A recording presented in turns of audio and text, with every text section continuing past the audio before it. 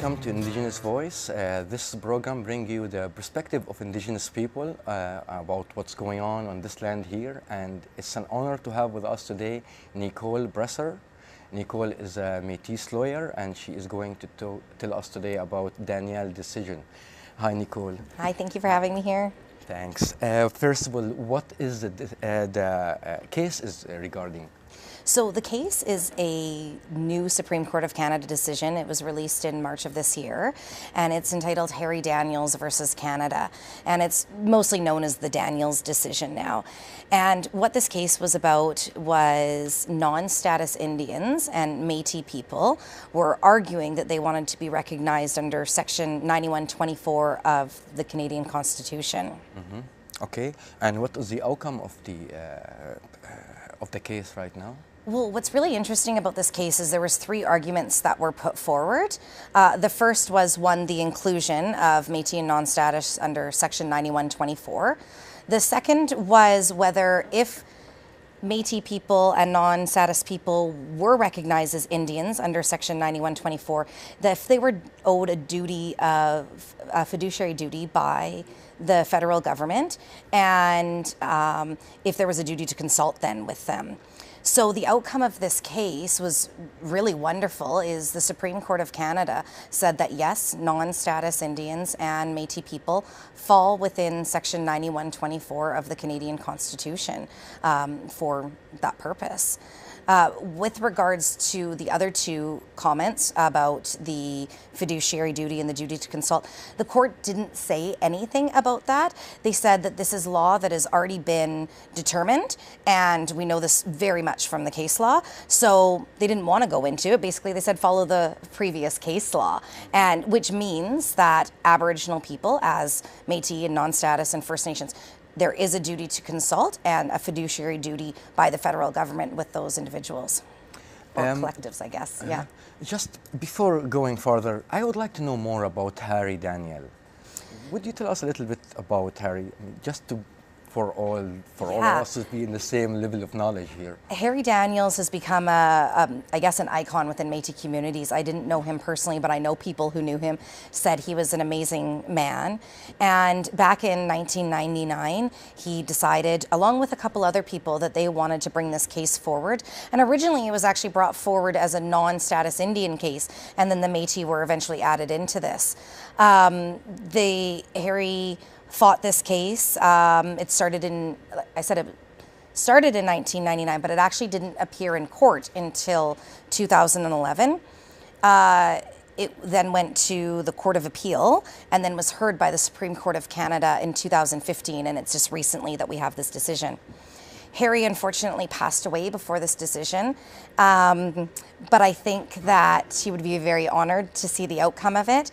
And it's my understanding that the Métis Nation of Canada has honored Harry Daniels as a honorary, well, he is a Métis member, but honored him in a very respectful way for the work that he's done for the Métis community. So you consider that as a victory? This is 100% a victory. Mm-hmm. I think people are a little bit confused still about what this actually means and what is actually going to happen. But what's really come from this case is, one is it was a unanimous decision. So all the judges in the Supreme Court of Canada panel all voted and wrote their decision saying that this is absolutely imperative to Canadian culture, to Canadian history, that Métis and non-status people are under this section. And I think that speaks a lot. There's a lot of people sort of pontificating too about the fact that the decision wasn't very long. It was only a 50-page decision, which is short for a Supreme Court of Canada decision. I don't know that you can read too much into that, but I'd like to think, in a very personal note, that it was kind of the Supreme Court of Canada's way of saying, duh, of course. I'm not going to write a whole bunch about this because this is so obvious. Of course, Métis people should fall under this Section 9124. Again, that's just speculation, but it's obviously what I like to think. The other parts of a victory for this is that Métis people and non-status Indians were caught in what's called a jurisdictional wasteland. And I guess I have to go back to what Section 9124 is to understand that. Yes, please. Section 9124 is the part of the Constitution that gives the federal government jurisdiction and power for legislating over a whole bunch of topics, because there's a difference between provincial powers and federal government powers. So specifically, Section 91 decides the federal government powers. Section 9124 reads, basically the Coles note says, is that the federal government will be responsible for legislating for Indians and lands reserved for Indians. So that part, that Indians part, is what was in controversy. So we know that First Nations people are part of that Indians. We know that from in the 80s, there was a case called R.E. Eskimo, which was talking about Inuit people, whether they fell under Indians for that Section 9124. This Daniels decision now has definitively decided that non-status and Métis people fall under Section 9124. So what we know, and what has come from this decision as a victory, is we know the federal government now has a fiduciary responsibility for Métis and non-status Indians. What this means is that if there's an issue of jurisdiction, say for example, the provincial government says, well, we don't want to deal with this issue because it's the federal government's responsibility, and the federal government said, well, we don't want to deal with this issue because it is a provincial issue, we now know the federal government is the one who's on the hook for it. Now, I do have to say, though, there is a hook in this. So even though the federal government does have this fiduciary responsibility and is obligated to do this, the court was very, very clear to say that they're not obligated to make laws. That being said, I would be hard-pressed to think that laws are not going to be created, but the Supreme Court of Canada was very careful to not dictate to the current government saying that you must make X, Y, and Z laws for Métis people and non-status Indians. So does this decision cover all Métis people? So what's interesting about this case again is that there was sort of a lot of people were really hoping that the Supreme Court of Canada would define who Métis people are. This has been a huge controversy throughout Canada. There's some terminology called Big M and Little M.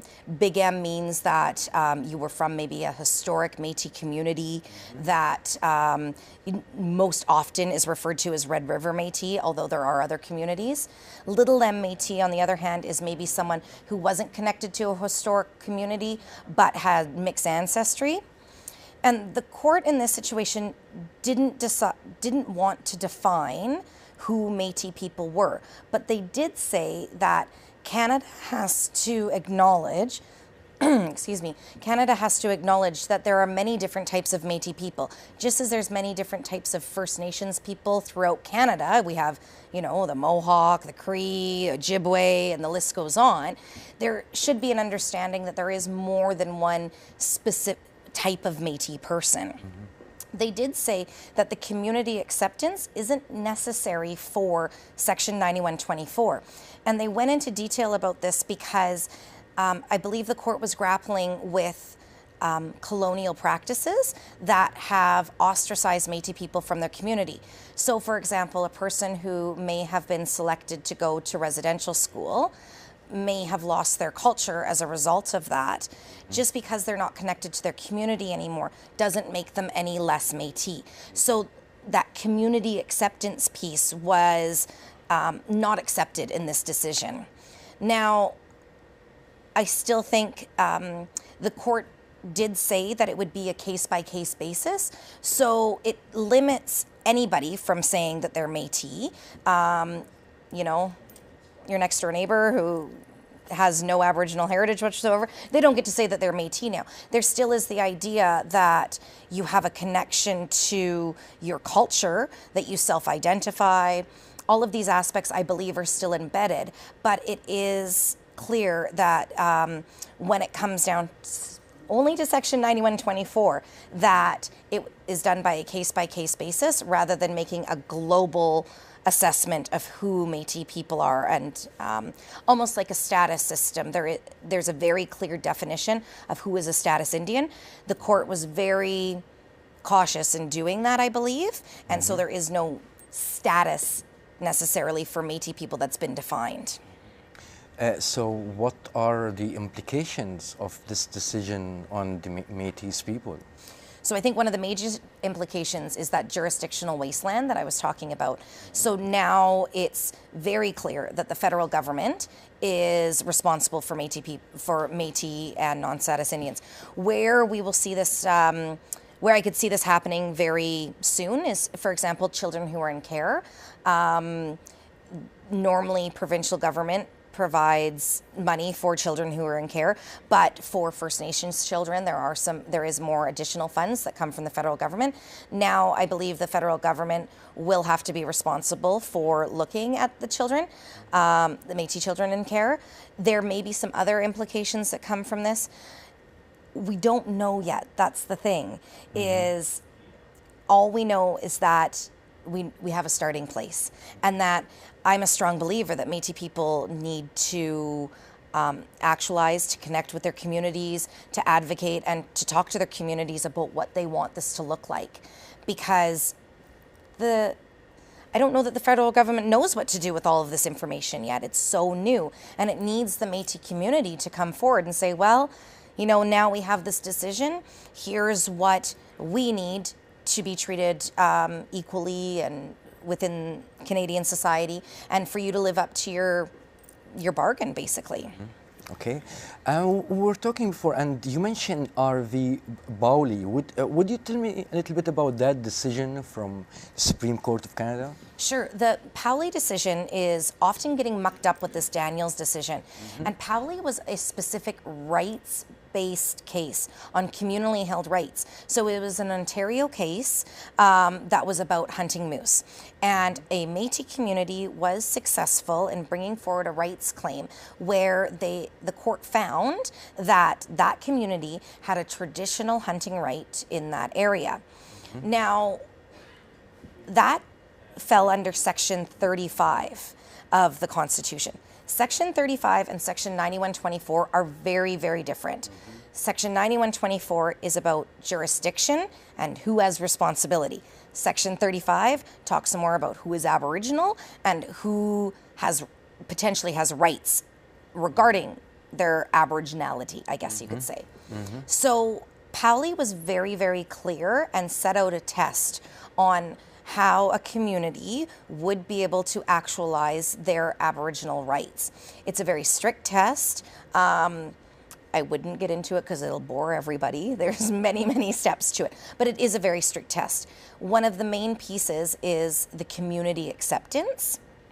What we see in Section 9124 is that community acceptance piece isn't brought into that decision, into the Daniels decision. And that again goes back to the court not wanting to have people who weren't connected to a community be skipped out of their rights under Section 9124.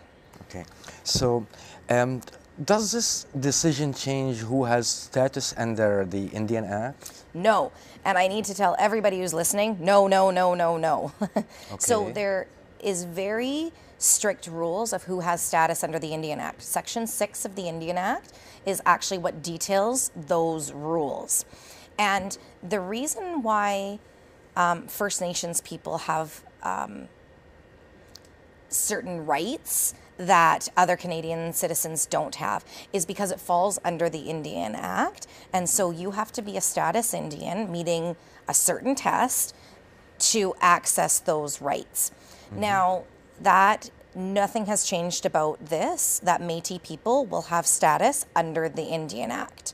So the term Indian in Section 9124 kind of mucks up people because they think, well, all Indians must be the same under all of these things, but it's not. Indian under Section 9124 means something different than Indian under the Indian Act. And it's something to be very, very clear about because I think that a lot of people have all of a sudden said, oh, I'm Métis and all of a sudden I'm a status Indian. No, that's not the case at all. Now, that being said, I do think that down the road, not tomorrow and not probably next week, we are going to see some possible benefits. And I don't know, Some people would argue whether they're benefits or not, but we will see possibly some things coming from the federal government that look similar to the Indian Act, but it will never be like the Indian Act. The federal government is very clear. They're already talking about getting rid of the Indian Act. So there's no, in my opinion at least, there's no reason for them to all of a sudden start a Métis Act. I just don't think they'd be in the business of doing that. And many First Nations people feel that the Indian Act itself is very oppressive. So I don't think that as a society we want to be moving that way. But that's all up in the air. I don't unfortunately have a glass ball. These are only speculations, but I would say that that would be the direction that we're going. And why the government, what the reason the government has to scrap the Indian Act? Well, I think a lot of there's a couple things. I think the federal government has an interest in getting rid of the Indian Act because there's a lot of dollars and cents that are caught up in there. And it would be possibly less expensive for them if they didn't have an Indian Act, because then all of a sudden we wouldn't have status Indians. So that would be the federal government's push. But on the other side, I think that there's a lot of negotiations coming from First Nations right now talking about maintaining the benefits that come from the Indian Act, but getting rid of the very oppressive features of it. There's, like, just for an example, if you have a will, as a First Nations person, you're supposed to have it approved by the minister. Well, I don't know, in practice I'm not sure if that happens, but the fact that a minister, like the Minister of INAC, or Department of Indian and Northern Affairs, has to even approve something is very oppressive. Like, most Canadian citizens don't have to have that. So this huge Indian Act has all these rules that basically govern how First Nation or status Indians have to operate. And like I said, there's some terribly oppressive features to that. Recently, there was a Matrimonial Real Property Act that was amended, because before it was terrible what was happening to Indigenous women living on reserve, and they've done some amendments to that. But it's a very old piece of legislation, and I think it does need to be either updated or looked at a little bit differently. What I wanted to know, does the government doing it because they realize that this is a colonial remnant, or this is from the past, from the colonial era, or what we still wear? So for that reason, I don't think for that reason. But anyway, that brings us to something here, because I would like to understand about the Métis struggle in this in the state here. They have a unique situation. There, where the land and the land issue here, it's kind of non-existed. Like when you talk about treaties with other Indigenous community. Yeah. So would you tell us a little bit about that kind of struggle that the Métis have to go through? Yeah, I think what's been really challenging for Métis people is, back in the day before Canada was even developed, Métis people had a very strong presence in Red River, for example. Also, there were many Métis communities in other parts of Canada with strong presence. Anywhere there was a fort, lots of times you would see this intermarriage, and there is a lot of evidence of separate and distinct Métis communities around these forts. So what happened when, fur trading was no longer, and after script was given in certain areas of the country, what happened is that Métis people were dispersed. They never really had a strong land base. Now there are pockets of land bases, like I mentioned before. Also in Manitoba, in Alberta, there's actually Métis settlements in Alberta, and Saskatchewan, there's some strong Métis communities, as well as obviously the Red River still in Manitoba. But as a result of our political climate at the time, many Métis people went underground. If you were white enough in your skin color, oftentimes you would try and pass as that whiter skin, because the racism was crazy, right? Like, if you were just trying to survive, you kind of had to do what you had to do. Families dispersed, they didn't have land anymore, so you didn't have this collective, and the culture really got pushed and pulled. I think now there's a big resurgence of trying to bring back that Métis community. There was just a recent Manitoba Métis decision that showed that Red River, the area in Winnipeg, actually is land owed to the Métis people and that it was wrongfully taken. So this sort of resurgence is really helping. But, you know, I feel it all the time. I'm totally dispersed from my community. I have nowhere that I can practice my culture, my traditions with my next door neighbors. We have a very strong Métis local here, but it's not my next door neighbors. I have to go to seek out these people, and I find that really sad. I wish that we were closer and we could exchange our stories and more of the traditional ways of child rearing and fruit gathering and berry picking, and these things were part of our community, but we're so distinct now. So in Vancouver Island here, is there any community, Métis community here? Yes, so I have to say that I'm very proud of our Métis community local here. I know that there's many locals on Vancouver Island that are very strong. Most of the people from Vancouver Island are from a different community originally, but have collected under one local because they're common Métis identity. So we have Métis Nation of Greater Victoria, which meets the third Wednesday of every month for a community potluck, which is lovely because it's an opportunity for us to share our community and culture and share a meal together. That's the main part in Victoria that we have right now. We also have Métis Nation of British Columbia, which is our provincial body that offers different programs and these things, but they're located in Vancouver. So there is good representation here.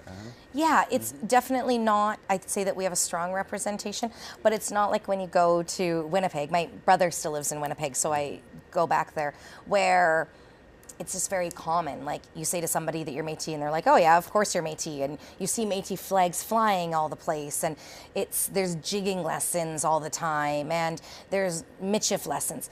It's a much stronger community there. There's just more people. Here, I think we have a strong community, but we just don't have the numbers that you would have somewhere like in Manitoba. We forgot to mention that today is the 22nd of June, and yesterday was the Aboriginal Day. Absolutely. So this is here, and what for Métis people, this day, if you tell us a little bit, is it an important day? I'm sure it is. Well, National Aboriginal Day is hugely important, and I think that it is one step towards reconciliation that all Canadians need to take. It's a day, I think, not only to celebrate separate Indigenous cultures. I think it's a day that we need to reflect and really acknowledge that there are many different Indigenous cultures, and use that time to look at ourselves. What do we know? Do we know anything about Indigenous cultures? What land are we on right now? This is unceded Coast and Strait Salish territory. Do most people in Victoria know that? No. So I think that there's an education piece that has to come from that. A friend of mine, Jeff Ward, right now has become a viral YouTube sensation and has been doing numerous interviews regarding making National Aboriginal Day a stat holiday. And I 100% support him. I think that for Canada to acknowledge how important reconciliation is and how important Indigenous people are in Canada, they need to make it a statutory holiday so that all people can go and enjoy the events that are around town too, and really celebrate that day. So I'm with him on that, and I hope that I hope the rest of people are, yeah. I agree completely with you about the idea of the fundamental idea of not knowing. Actually, this is one of the reasons this show started, that we live in unceded land, but there is a big disconnect between the community who a lot of them are nice and good people, but they are disconnected from what's happening on this land. And it seems like the Indigenous people are foreigner on their own land. I mean, Absolutely, and yeah. I think here it's more when it comes to the Métis, when you have the displacement during the history. Absolutely. Well, if you'd like, I can read you a quote from the Daniels case that actually summarizes exactly what you're saying. I'm sorry that I don't have it memorized, but so with respect to sorry, what they were saying about the Métis people and the victory of this case is it said that the Métis and non-status Indian people, lacking even the protection of the Department of Indian Affairs and Northern Development, are far more exposed to discrimination and other social disabilities. It is true today that in the absence of the federal initiative in this field, they are the most disadvantaged of all Canadian citizens. That was from Daniels versus Canada in the 2013 Court of Appeal decision, paragraph 6. And I think that's talking about that major displacement that you're talking about is the Métis people are often the forgotten people. Without the land base, they're often just set aside. Métis people look very different. There's no stereotype of a Métis person. There's no stereotype of a First Nations person either, but Canadian society likes to think that there is. But I think there's more of a broad range of, well, there isn't a, I think that people, if they see somebody with very, very white skin and green eyes, they don't want them to be Indigenous, which that's not true at all on Aboriginal, like First Nation side or Métis side. But I think that the Métis people have really felt that. There's a song called Not Quite Red Enough, Not Quite White Enough. And there's some really, I think there's some truths that resonate with that. I think too, because so many Métis people were forced due to colonization to go underground, that there's a lot of people who don't know their culture or who are just learning about their culture right now. And that makes people uncomfortable. They want somebody who's known their culture the whole entire time and isn't learning for them to reap, say, a benefit, I like to say, from it. But that's not true. Like, colonization worked. This was a very purposeful tactic of the Canadian government. And so if people don't know their culture, I don't think the blame is right to put on the Métis person. I think we should be looking at why they weren't given the opportunities to learn their culture and why they were displaced. Exactly. So it's a gray area right now, and I do think Canadian society as a whole wants to learn more and wants to understand, but without information and getting it out there, they're left up to their own imagination, which sometimes isn't right. So shows like this are very important. Yeah. Yeah, not kind of separating between a victim from one hand and another victim from another hand, but it's difficult when you are unknown victim.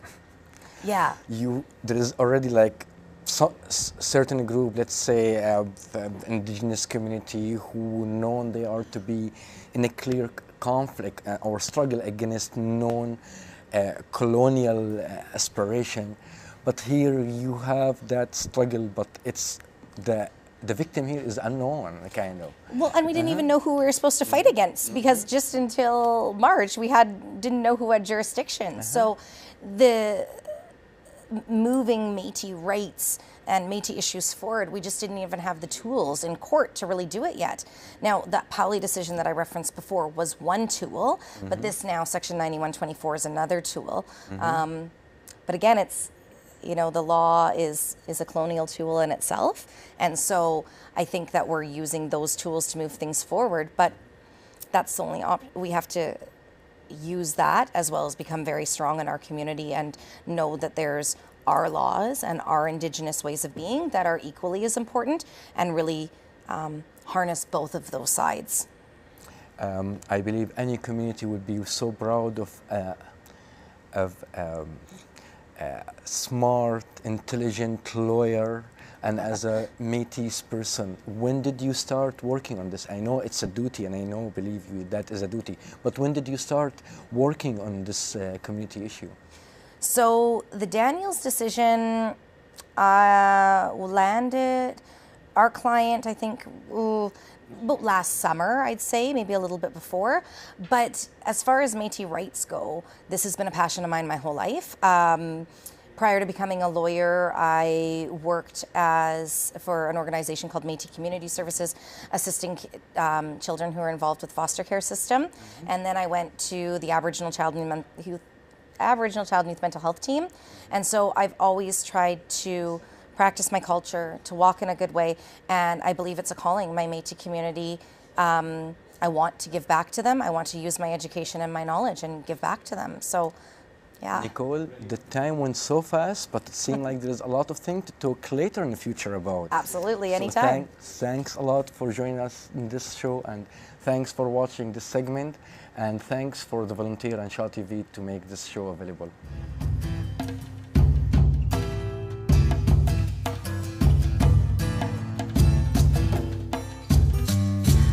Welcome to Indigenous Voice. Today is the 22nd of June, and we are honored to have with us Virgil Sampson. Virgil is a Coast Salish artist and also an event planner. Hi Virgil, nice to have you in the show here. Thank you. Thanks. And you just mentioned to me that there is the Yellow Wolf Pow Wow preparation coming soon. Would you tell us about that? Yes, this year's 2016 Yellow Wolf Pow Wow will be our 23rd annual, and we hold our powwow in memory of our late mother, Alice Mary Moody Sampson, who was from Lapwai, Idaho, just south of Lewiston, Clarkston. And my dad was from this area, from the Tsartlip tribe, so I'm half Coast Salish, half Nez Perce. And it was our mom's dream to have a powwow to inspire and influence youth to stay away from the dark life of alcohol and drugs through dance and song and culture. So that's why we started the powwow, is to bring our mom's dreams to life and bring our event, make it a family-orientated event. And so that's why we started doing it. And so, yeah, this is our 23rd annual. So, and the powwow seems a very powerful form of spreading the word, bringing a message. Would you tell me, please, more about the powwow as a tradition? How far back go? Well, I'm not sure how far back it goes in history, but it was just mainly to influence the youth and to keep our traditions strong through the song and dance. And our songs and dance have a lot of spirituality and meanings and purposes to the songs and dance and it's also competition dance of all ages, from youths as young as 3 right up to elders that participate. And yeah. So, what beside the preparing for Pow Wow events, what else you do, Virgil? Well, preparing for our event, we have to, for myself, I'm the vendor coordinator, so I contact a lot of different vendors from different parts of the island and the mainland, and some from the US. And they don't necessarily have to be First Nations artists or vendors, because we do encourage other cultures to come and enjoy our culture and be part of it, whether it's being a volunteer or helping out or vending. So, and we also invite different performers at our dinner break on Saturday early evening, so that we can bring different cultures and share their culture and mix it in with ours. So, as you mentioned, your dad and your mom is from 2 different cultures here. Yeah. But in the end, they have a lot of common things in the end. I mean, Yeah, well, my mom's culture was the powwow from Nez Perce territory. So we formed the powwow drum group. We have our own powwow drum group. And a lot of our family members are competition dancers too. And also on our dad's side, who is from this area, we have a hand drum group too that honors our dad's songs and dance in this area. So we have a very culturally orientated family, and we like to share that what we can through the song and dance of the powwow. For people in the local community here to know about this issue and to involve in it, where, how they can know about issue like that? How can they participate in it, or it's only a closed events for the indigenous community only? No, it's on the contrary, it's open to the general public. We do encourage. It's a free event. We don't charge people to come into our event, but to come in and participate. We do have a dance, intertribal dance, where anybody and everybody, man, woman, child, can participate and give it a shot at dancing. So everybody has a chance to participate in the dance too, and so it's a lot of fun. And people from everywhere come to our powwow. A couple of years ago, we had a small family that came from Switzerland, and they found out through us on the computer and that was their first time, their first powwow they ever went to. And our Yellow Wolf Pow Wow is not the biggest one in the world, and they managed to find it, and so they came to their first powwow ever here at our powwow on Vancouver Island from Switzerland. So I found that pretty amazing that people came across the world to our powwow. But there is a message for that powwow, and it's of course related to the struggle of the indigenous people. Is that correct? Pardon me? Usually there is a message for the powwow. It's about relating to the culture. I mean, it's isn't kind of a resist. Could we say it's a resistance against the colonial project?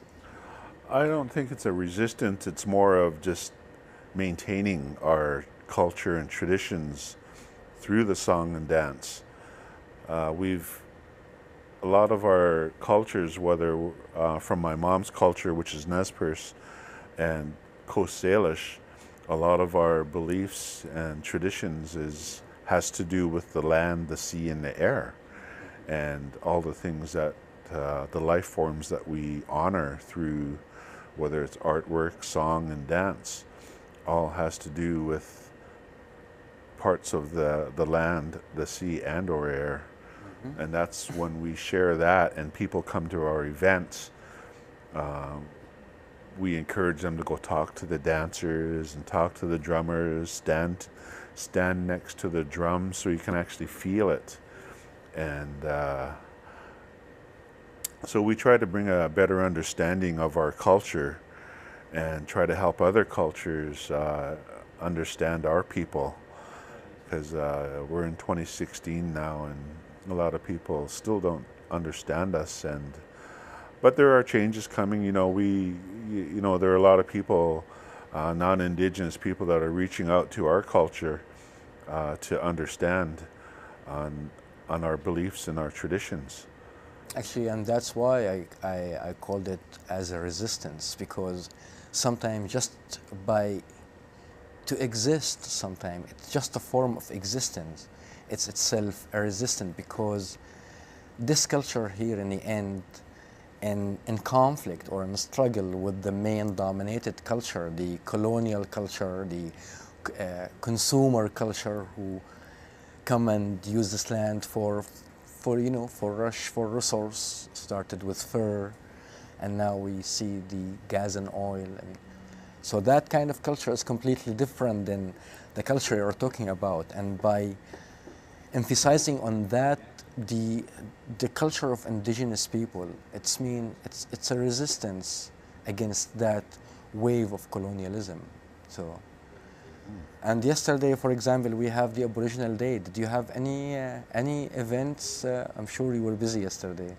Well, yes, as an artist, I've been part of different events that are happening in and around Victoria and on the island and over in the mainland over the years, and it's just once again it's just a great way to celebrate who we are as First Nations people through songs, dance, artwork, food, and share that with the general public.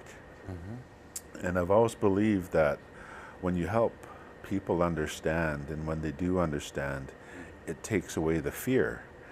Because like I said before, a lot of people don't fully understand us, but are more and more recently, in the really recent years since the TRC conferences have been coming along, we're finding that more and more people are wanting to know about us and why. What do our songs mean? What do our dances mean? Why do we wear regalia? What do our artwork? What does our art mean? What do our designs mean? So now there's been so many more people very recent that are wanting to know that, and we share that on Aboriginal Day. So it's actually a lot of fun, and it's a great way to feel good about yourself as a First Nations person. And yeah. And you mentioned to me earlier about there is a new art show and sale for the First Nation and the Inuit and Metis coming soon. Yes, the art show, the First Nations Inuit Métis Art Show this year will be the 8th annual down at the Mary Winspear in Sydney. And that starts on August 8th, runs through August 31st this year. And we have artists from, that have moved to Victoria and call Victoria home from different areas right across Canada and parts of the US. And we have some Inuit artists in our show that are from up north.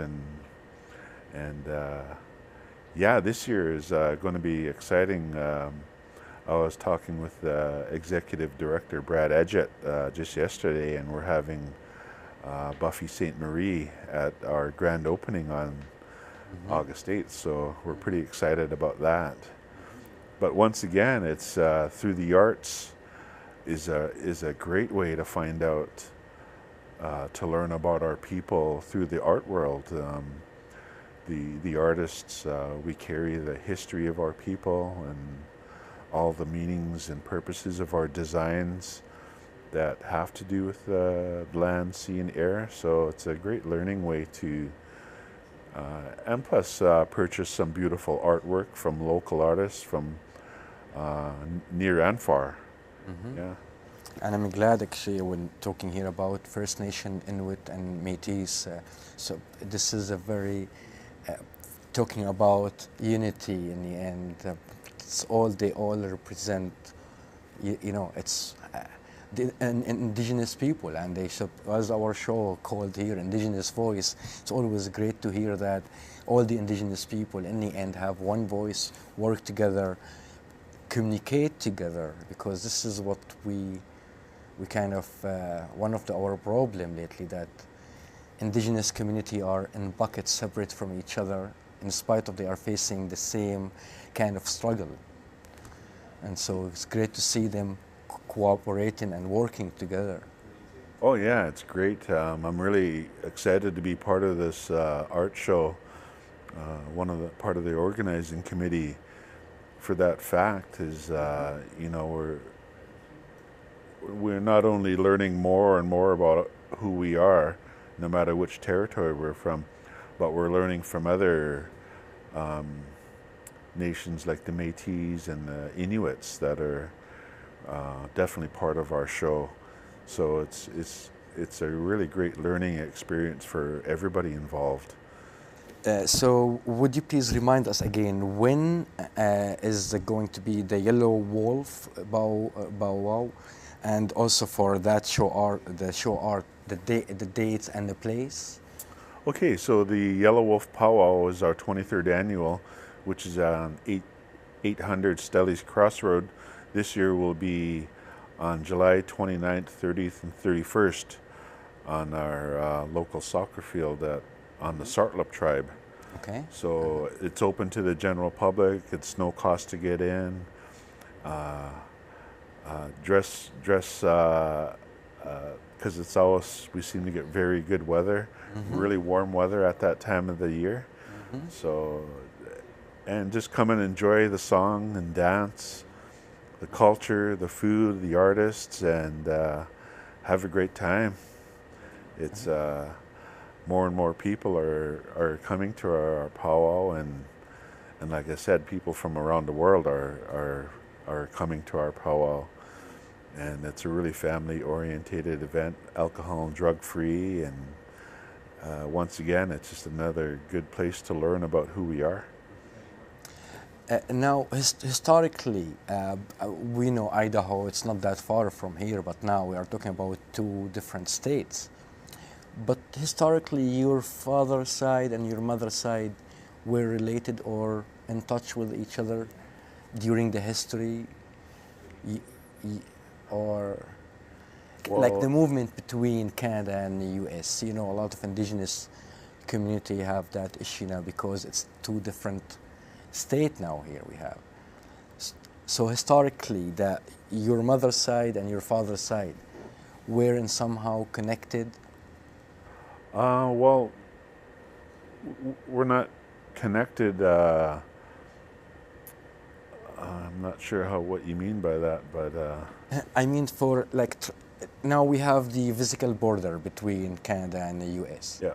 But Indigenous people, they used to go in their land without that mind of a border, and many of them would be moving from area to area or having relationship with each other in spite of they are on two different sides of the border. Well, years ago, before European contact, how we figured that all out is when we traveled to different tribes or nations, the people, the visitors on the canoes is how we traveled, would sing a song. And then, so if we knew the song that you were singing, you were welcome to come aboard our shores. Yeah. Okay. We invite the local artists and artists from different territories to participate and share their artwork with whoever comes to our show. But part of it also, it's art show and sale. Yes. So what is it about the sale part of the event? Well, there's all different kinds of mediums that are going to be at the art show, from knitting to drum making, silver carving, glass carvings, pottery, wood carvings, photography, musicians, and literature. And that's who we encourage through word of mouth to ask different artists from all those mediums so people will be able to come there and purchase all kinds of things. Okay, so handmade by the artist. And we'll be having demonstrations and storytellings of different areas and a lot from this area too. Okay. So, coming back to the Aboriginal Day yesterday, and talking especially, we were talking in the first segment with Nicole Bresser, a lawyer, and somebody suggesting to have it like as a national day in Canada. What do you think about that? I think that'd be a really good idea. You know, it'd give non-Indigenous people to participate in a lot of our events, to bring their families to our events and enjoy and learn and be educated on on our people through all those, through art and song and dance and foods, traditional foods. People are finding out a lot about us nowadays with what we're allowed to share. There are some parts of different cultures that things that we're not allowed to share, that we don't want to make public, and we don't want people making money off of certain dances and songs and even names. Mm-hmm. Yeah. Mm-hmm. So, but on Aboriginal Day, we do share what we're allowed to, and we do consult with elders to make sure that we're doing things in the right way and saying things in the right way, so that we don't offend ourselves or our people. And when you say consult with the elder, so you go to that territory, and would you tell us a little bit about that consultation process? Well,